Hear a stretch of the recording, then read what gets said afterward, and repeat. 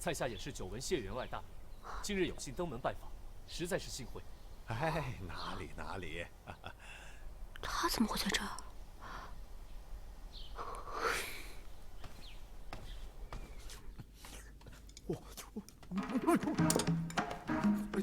这萧冰姑娘，哎呦，姑奶奶，快请坐。传中特地命人准备了江南菜式，您尝尝，合不合胃口？啊，谢员外真是费心了。谢员外，这位是？啊，这位是谢某的族中长辈，谢某是陈俊谢氏的后裔。依照我们谢氏的族谱排下来，姑奶奶是羽字辈，我是传字辈。姑奶奶与谢某的祖父是同辈人。哦，原来你谢员外是陈俊谢氏之后啊，失敬，失敬。失敬。哎，不敢不敢，二位客气了。谢姑奶奶，谢姑奶奶既然是江南人，那你大老远跑过来，一定是舟车劳顿吧？承蒙阁下关心，一切安好。谢姑奶奶，北平的菜吃得还习惯吗？我听说北平的烧饼口味独特，您有没有尝一尝啊？烧饼，莫非江南人对这种百姓小吃也情有独钟？姑奶奶，要不改日传中也给您准备一些啊？我今日身体有些不适，就先行回房了。几位继续。来人，吩咐厨房准备些清淡的粥，给姑奶奶送到房里去。哎，谢员外，他这个呢，怕是水土不服吧？我听说喝这个茶啊，是可以安神解腻的。哎，谢府附近不就有一个茶馆吗？明日夏某就去喝一杯。谢姑奶奶有空也去喝一杯。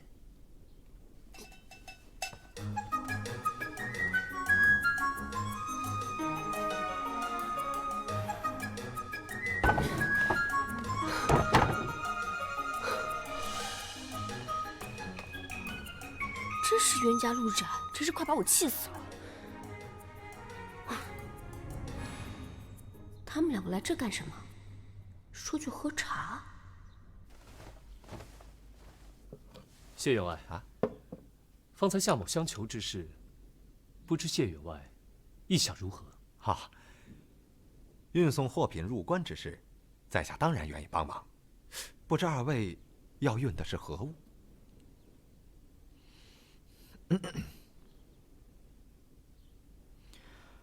毛皮寿金等物，100车左右。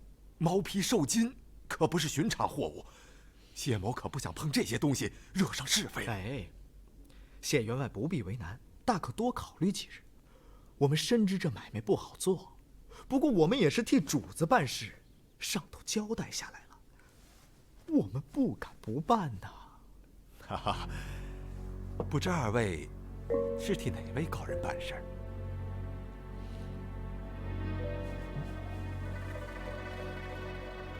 齐王，齐王，二位，容谢某考虑考虑。这是当然了。我们今日特地上门拜访呢，也是知道谢员外您神通广大。不过这忙帮不帮，谢员外您自己决定。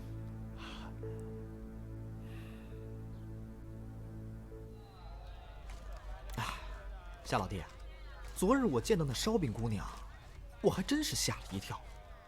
你说她真是陈俊谢氏？你信吗？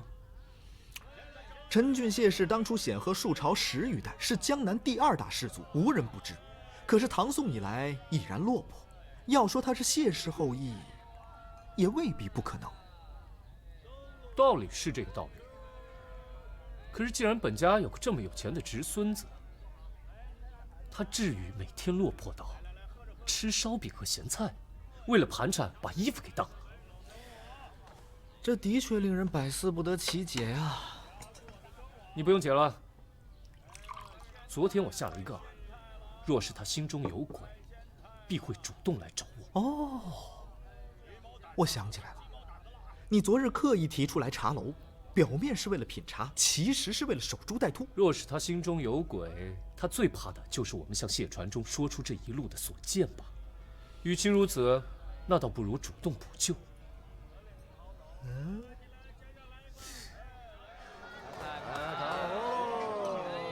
慢慢走，下次再来。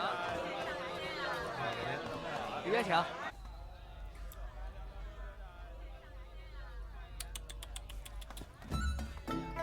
这不是来了吗？西门兄，你先回避一下，我来探探他的口风。哎，夏老弟，你想一个人吃独食啊？真不够意思啊！哪会？哎呀，谢姑奶奶那么巧啊！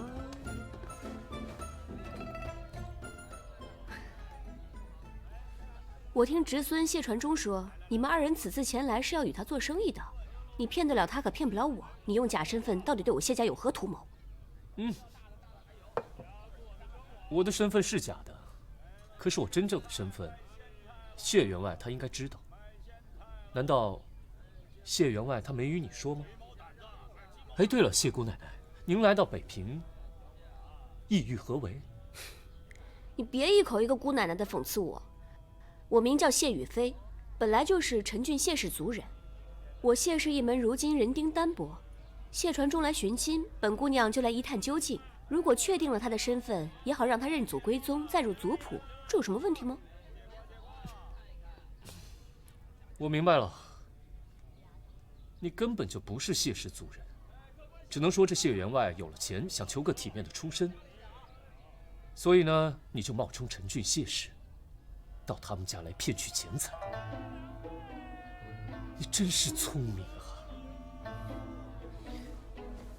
你诓我！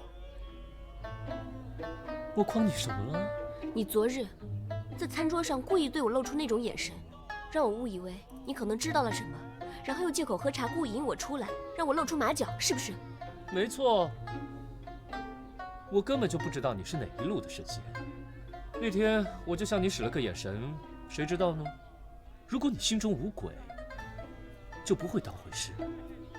可是真遗憾啊，你来找我了。本姑娘胸怀坦荡，哪有什么鬼啊？你心中没鬼？难道就是因为我一个眼神，你就对我春心荡漾了？今天来找我卿卿我我，想跟我柔情蜜意一番？你别得寸进尺！别生气呀，是你自己心虚，非要过来和我弄个清楚。其实你是做什么的，我一点都不在意。当真？当真。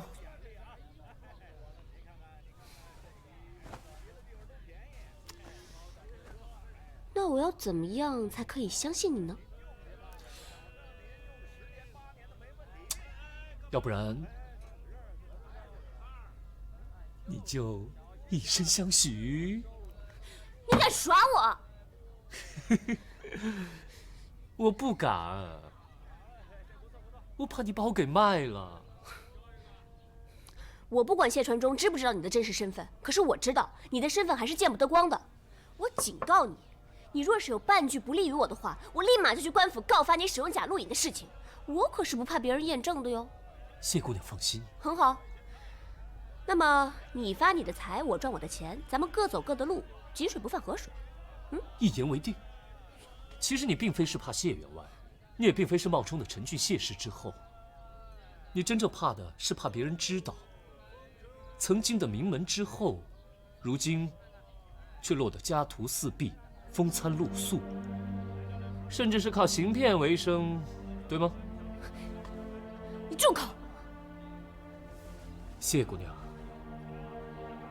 如今的世道千变万化，家族落魄也不是你一个人的事情。我劝你还是……我们谢家自己的事情，和你无关。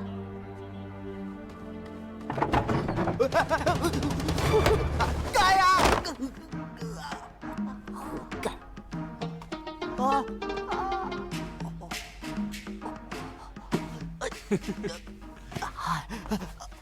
哎呀，哎，这谢姑奶奶真是泼辣。怎么样，看出什么了？没什么事，啊？是他的个人私事，与我们的正事无关，咱们也不必理会。哦，这么说，他真的是陈俊谢氏的后裔了？应该没有错。这正所谓是旧时王谢堂前燕，飞入寻常百姓家，他有他的苦衷，咱们就别管了。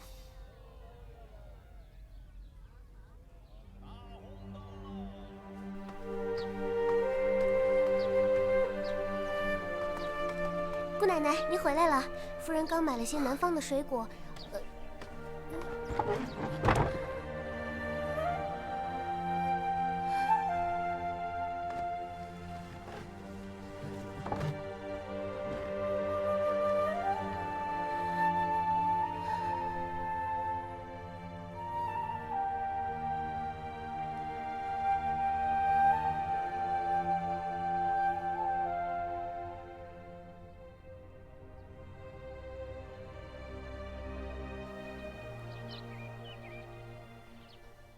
夏老弟，谢某一生运货无数，像您这样一次买进这么多物资的，实在是前所未见呀。夏某自知请求过分了，但只是因为这是特殊情况，不知谢员外考虑得如何？这个嘛，谢某有些为难。既然谢员外如此的为难，那夏某绝不强求。哎，夏老弟，留步。谢某的话还没说完呢。俗话说，断人财路犹如杀人父母。阁下是齐王的人，谢某自然是获利也要帮忙的。那这么说，谢员外是答应了？哈，谢某乐意帮忙，可是这买卖毕竟风险很大呀。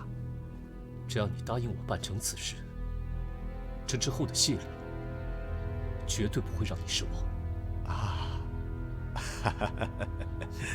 嗯，呵呵，那就承蒙谢员外关照了。哪里，都是自己人。对了，夏老弟是从青州方向过来的吧？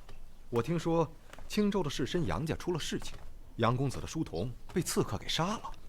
哦，谢员外是怎么得知此事的？哦，我去年和杨家做过生意，当时没见到杨公子，倒是见过那个书童，叫张13。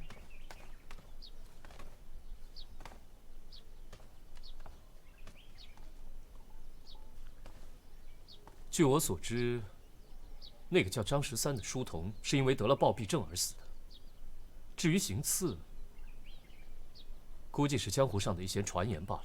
哦，原来如此。那既然别无他事，夏某就先行告辞了。啊，夏老弟稍等，上次会面事出突然，谢某也没来得及准备。这是谢某准备的一条上好的火狐皮，赠与夏老弟。哎，谢员外您客气了。我谢老才做生意第二，交朋友第一，小小心意应该的。啊，好，那在下就收下了。夏老弟，我送你到门口吧。哎，谢员外就此留步，在下告辞了。那好，谢某就不送了。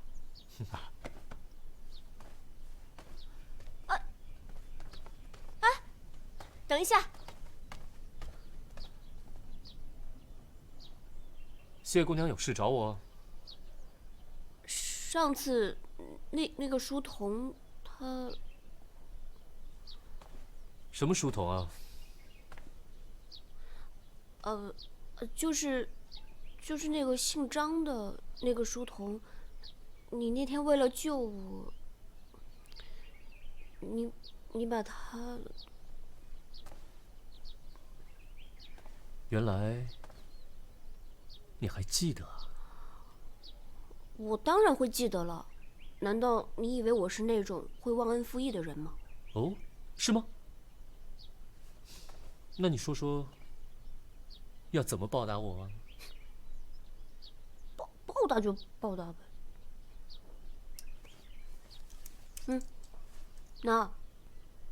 拿好了啊，这可是我的救命钱。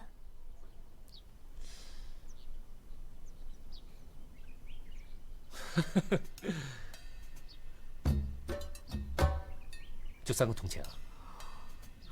怎么了？3个铜钱都够穷人吃1顿饭的了。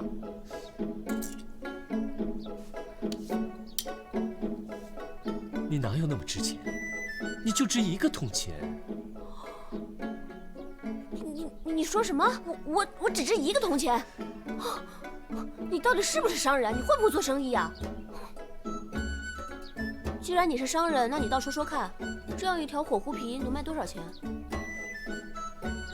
没想到你谢姑娘出身贵族，还对这皮草生意感兴趣啊！不想说，那就算了吧。哎，这样吧，如果你喜欢的话呢，我就给你做一件狐皮领大衣送你，怎么样？真的吗？当然是真的了。不过谢姑娘，你出身名门，这狐皮领大衣，你能看得上吗？没错，像这样的货色我从小见得多了，我没觉得这是什么值钱货。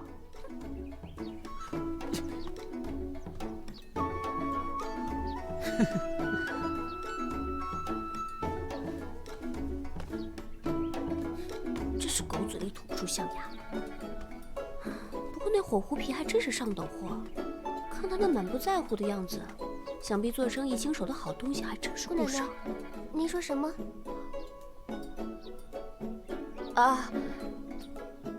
我是在说，这北平城里住着不少达官显贵，现在入冬了，狐狸皮毛应该很受欢迎吧？姑奶奶，您说的没错，北平的冬天啊，确实常有风雪，狐狸皮毛确实御寒又华贵，许多达官贵人啊都想要置办，不过上好的皮毛却很难找到。那个姓夏的，既然是做皮货生意的，那他手上肯定藏着许多上等狐皮。等到风雪来临之际，豪绅大户肯定愿意为了皮货一掷千金。遇上这种好事，我当然要去分一杯羹了。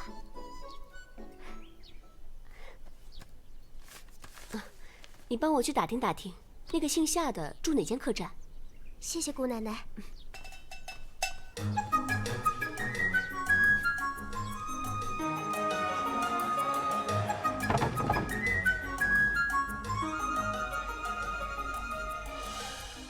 夏寻呢？我问你呢，夏寻在里面吗？啊，我怎么呆呆傻傻的？你是个聋子吗？在下纪刚，不知道姑娘是？啊，哟，谢姑娘，你怎么知道我们在这儿啊？喂，谢姑奶奶，你一个姑娘家闯进3个大男人的房间，不太好吧？我要和你们一起做生意。什么？谢姑娘，你是当真的？我没有开玩笑，我可是非常认真的。经过我调查，裘皮虽然价格昂贵，可是市场不小，只卖1件就能赚不少呢。我不知道你们和谢员外做的什么买卖，但是呢，如果是我的话，肯定会从关外购进低价皮货，然后卖给不缺钱的士绅和官宦家眷。这么一来呢，绝对不会赔本的。立春之前肯定赚得盆满钵满。谢姑娘说的有道理，但是这个生意我们是替别人做的。谢姑娘，你还是找其他人合作吧。我还没说完呢。我们还有要事商议。谢姑娘，请。你，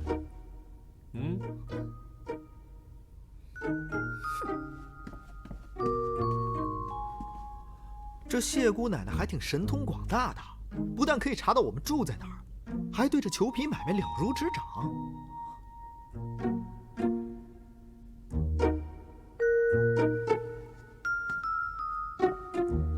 喂，你怎么了？跟丢了魂似的啊？该不会是看上人家了吧？没有。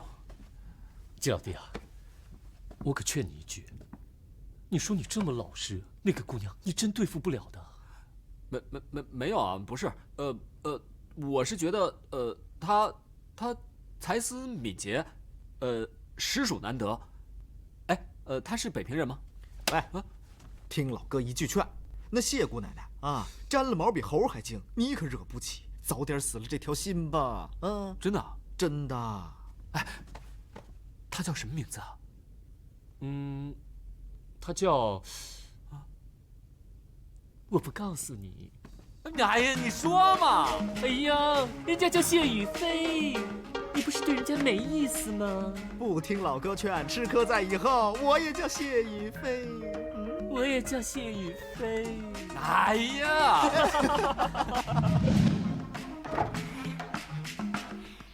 我给你带来了一些西域水果，你要不要尝一尝？谢姑娘，你怎么又来了？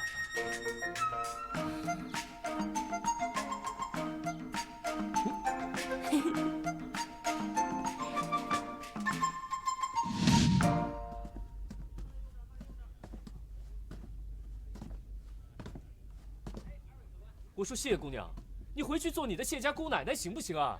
能不能别再胡闹了？我又不是来跟你抢生意的，进货、算账、讨价还价，还有做生意的手段，我样样精通啊！有我帮忙，保证你翻倍的进账，何乐而不为呢？啊，你考虑考虑啊！谢姑娘的好意在下心领了，不送。谢姑娘。哎，谢姑娘，你别生气啊！那个谢姑娘，哎，谢姑娘，你别生夏兄的气。要是你真心想和他一起做生意，我帮你去劝劝他，好不好？你虽然可能不太管用，但是我一定会竭尽全力的。不就是劝个人吗？用得着竭尽全力吗？你也太夸张了吧！总之，我愿意帮助你。算了，我看你也是个老实人，你怎么跟那个不讲道理的混蛋在一起呢？哎，罢了罢了，求人不如求己，我还是自己想办法就是了，你不用担心。不过呢，还是要多谢你的好意。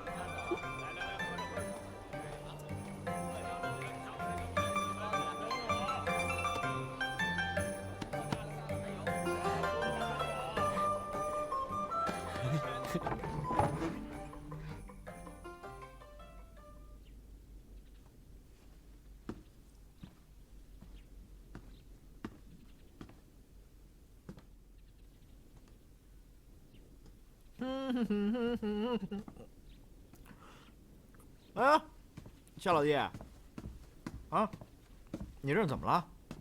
站这干嘛？奇怪啊，他今天居然没来。什么没来？哦，夏老弟，你什么时候有这样的癖好了？谢姑奶奶一不唠叨，反而不习惯了。嗯，他要是就此放弃了，那我还真是谢天谢地了。哎，哎，对了，夏老弟，你那火狐狸皮如果要做成大衣的话，千万要小心谨慎啊！如果遇到不合格的匠师，这一个不小心就给糟蹋了。我跟你说，这上好的火狐皮啊，一定要找到最好的皮货店。当然了，走走。好皮子呀，嘿，当真是好货色啊！这样上好的皮子，我恐怕1年才见1、2条。颜色这等火红的狐皮呀，更是罕见，价值连城啊！哎呀，二位当真是要做成皮领子，不妨考虑一下，将其出售。价值连城，掌柜的能出多少钱啊？哎，我们就是想把它做成一件皮领子，再搭配一件球衣，做得大方得体一点。这款式嘛，不要太老。我是要送给一个年轻的女子。好好好，客官交了定钱，我开张票子给你们。这刚刚入冬，做球领的人多，恐怕得多候些时日。10天之后，二位客官再来看看，估计也就差不多好了。好。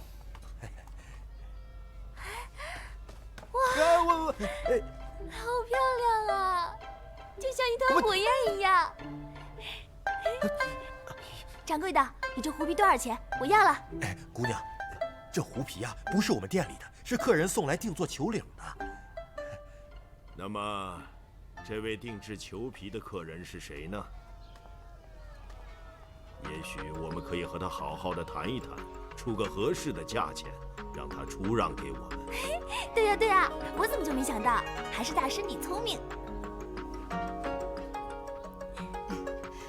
妾身估计这2位应该就是这条狐皮的主人了。这条狐皮2位要是出让，价格方面一定会令你们满意的。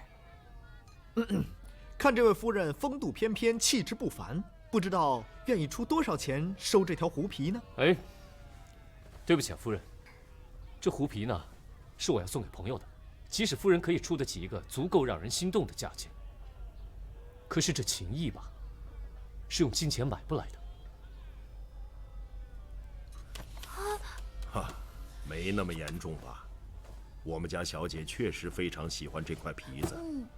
若阁下能成人之美，那也算是结一段善缘，得数倍的高利，也可以重新再买一条送给他人，如此结缘得利，情也至，岂不是三全其美啊？大师所言，原无不可。只是我有心相赠，若是将它转让给其他人为利所居，那么我纵然送人10件价钱一样的狐皮，但是这心意就1文钱都不值了。不知大师以为然否？哎呀，到手的买卖就这么没了，你说这……你真的不卖？我可以出很多钱。这条狐领子价值几何？我出10倍价钱，你卖不卖？明儿，何物有价，何物无价？店家，你这店里可有其他这样的狐皮吗？啊，姑娘若是真的想买，也是有的。只是这火狐皮有价无市，可遇而不可求。劳烦姑娘留个地址，这1年半载总会遇上一件，到时候我派人去尊府告知便是。要这么久啊？姐姐，咱们走吧。明儿，不是你要买狐皮球衣的吗？怎么又不要了？我不要了，我要去燕山猎狐，让姐姐姐夫陪我去，猎一条最漂亮的火狐狸。哼！哎呀，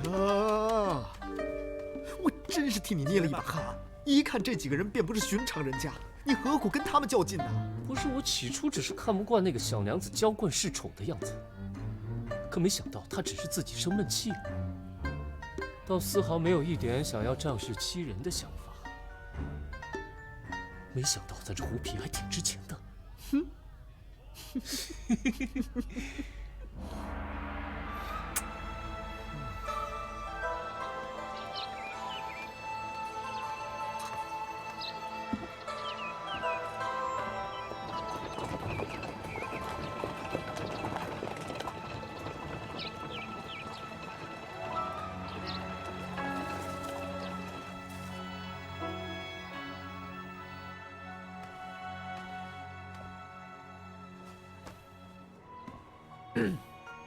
明儿，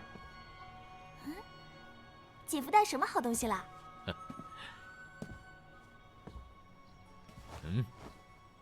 这一条是玄狐的皮子，黑如墨染；这一条是雪狐的皮子，洁如白雪。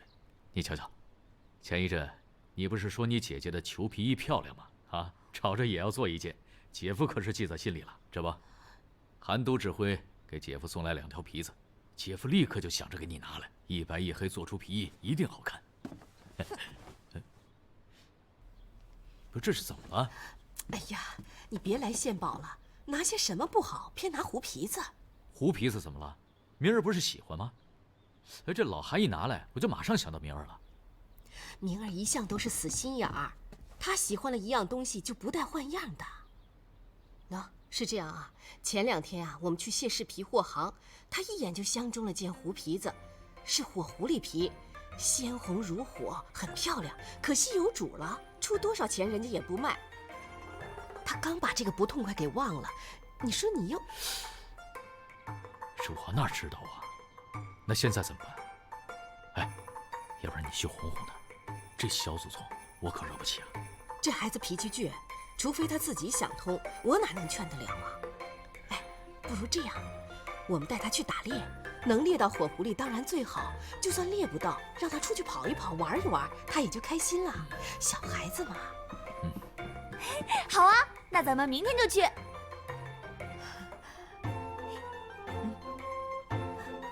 好，好，好，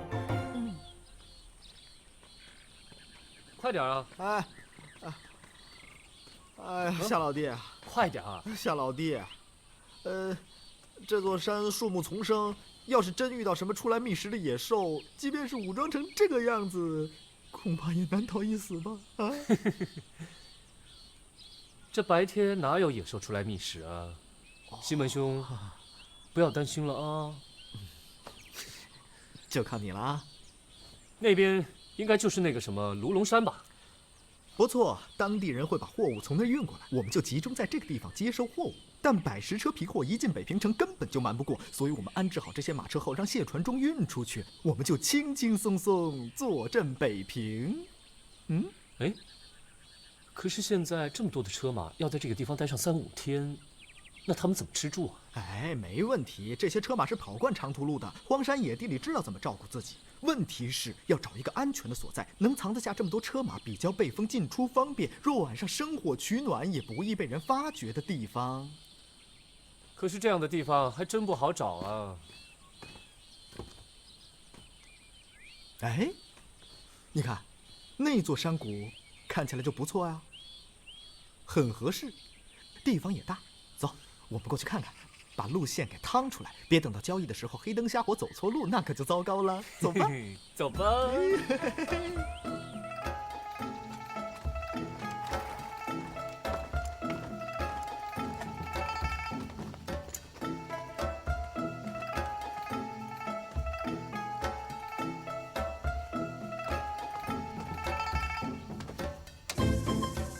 明儿，一会儿你打猎的时候记得要小心点啊。知道了。还有啊，山里的路很滑，慢点走，小心别摔着了。知道了，真啰嗦。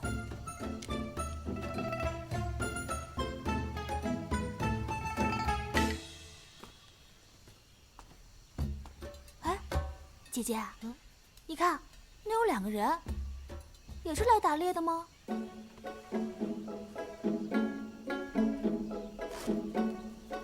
若说是山中猎户，却不见猎工。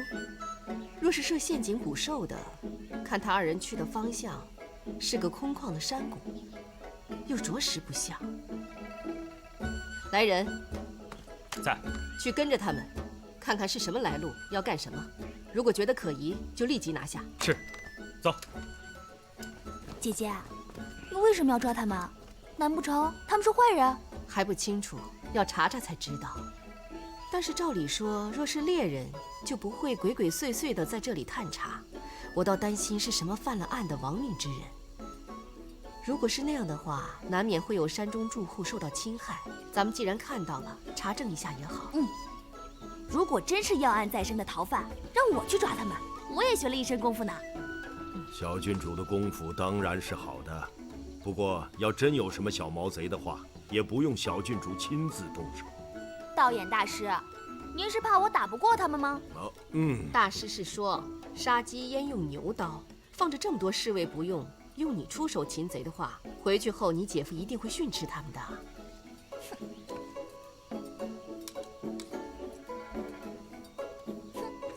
小心点儿，别走远了。小心点儿。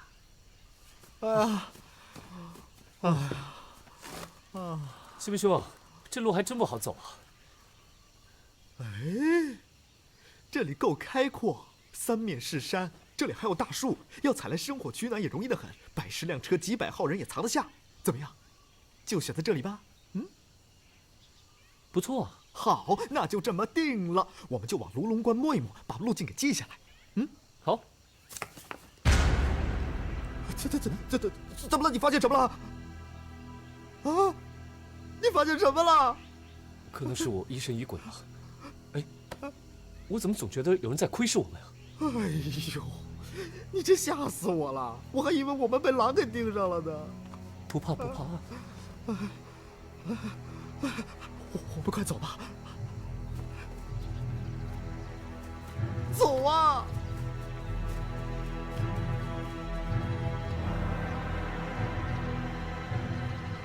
我看他们也不是什么好路子。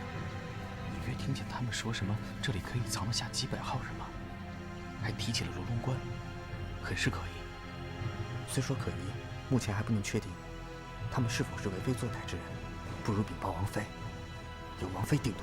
咱们走，走。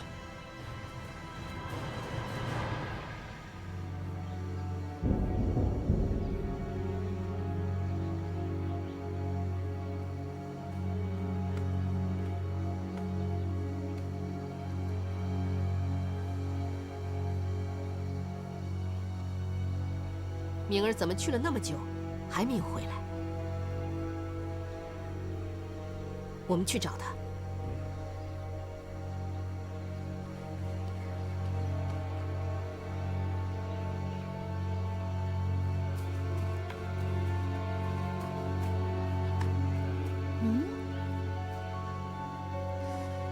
这兔子跑得真快。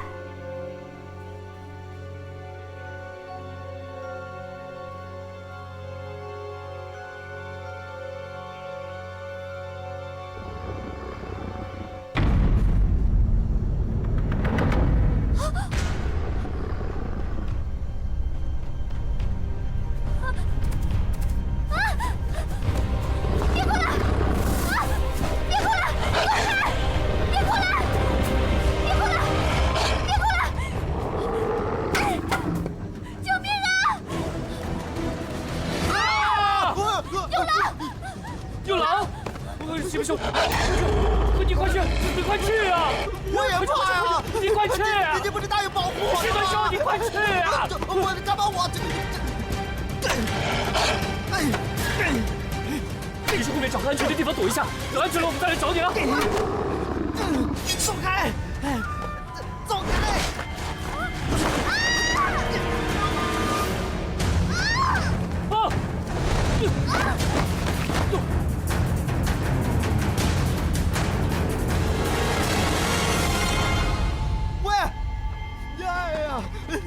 糟了，都摔死了！哎呀，醒醒啊！还有你个乌鸦嘴，你才死了呢！别乱说，我已经护着他，他连磕都没磕到。吓死我了！他没事吧？我看他是吓晕了吧？哎呀，原来是吓晕了，不是摔死的。啊，太好了！哎，醒醒！哎，有没有事？放开他！喂！把他们两个给我抓起来！喂！你们都别冲动啊！我们俩不是什么恶人啊！明儿，你醒醒啊，郡主！你怎么样，明儿？明儿，不是恶人，难道是英雄？不是，你们究竟是什么人？哎呀，冤枉良民啊！我们只是普通的生客而已，我们没有袭击那个小姑娘。满口胡言！把他们两个押回去。走，走，放开！冤枉！带郡主回去。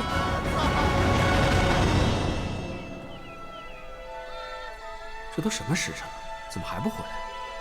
山上凉，他们不会是出事了吧？老板，给我2件厚外套。啊，就这个吧，20文。这么贵啊？嫌贵啊？嫌贵就甭买了。老板，我这里只有18文，要不你先把衣服卖给我，明天我再拿来补给你。那不行，如果每个人都像您这么说的话，那我这生意就没法做。我说兄弟，我是读圣贤书的人，我不会骗你的。读书怎么了？读书很了不起吗？有本事你别来买我东西。你走。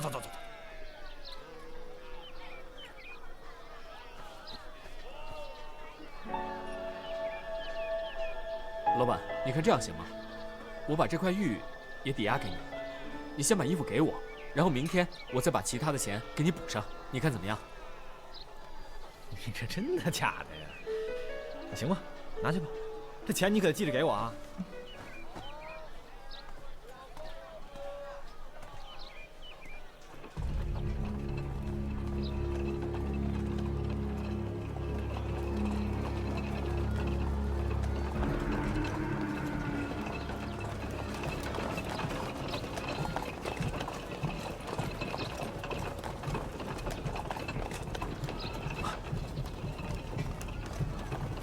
夏兄，你们，季老弟，他们做了什么？你们要关他们？光天化日之下，你们囚禁无辜百姓，简直目无王法！再不走开，别怪我不客气。你以为我会怕你们吗？季老弟，你不要动手，切勿冲动。季老弟，算了吧，你打不过他们的。你们千万别跟他们硬碰硬，我会想办法救你们的。对了，大牢里冷，别冻着。哎，季老弟，不用担心我们，先回客栈等我们。季老弟，等我们，回客栈等我们。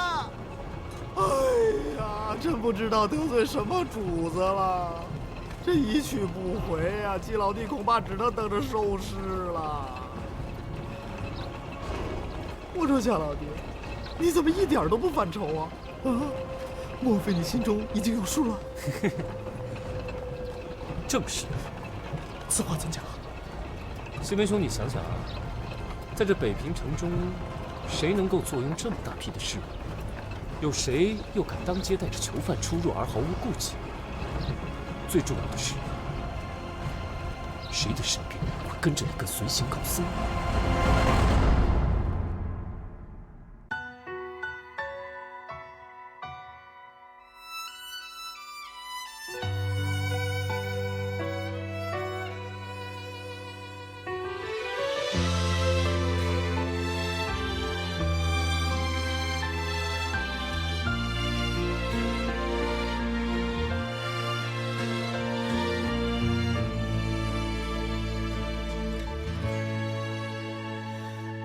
灯烛两夜，宫阙月挂霜，烛影摇红寥寥星光。一人阁楼上，独醉忆他乡。夜雨听风望远方，月下离舟上，3000夜未央。牵肠梦曾朝朝暮暮，连天风沙降，着你的模样。此去后，天涯路两茫茫。爱恨醒了，散了，似流沙。你我聚了，忘了，几十年华。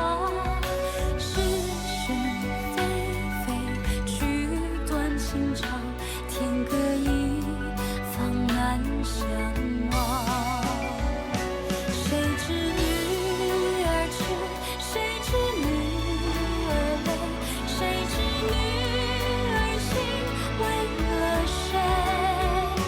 谁知女儿情，谁知女儿悲？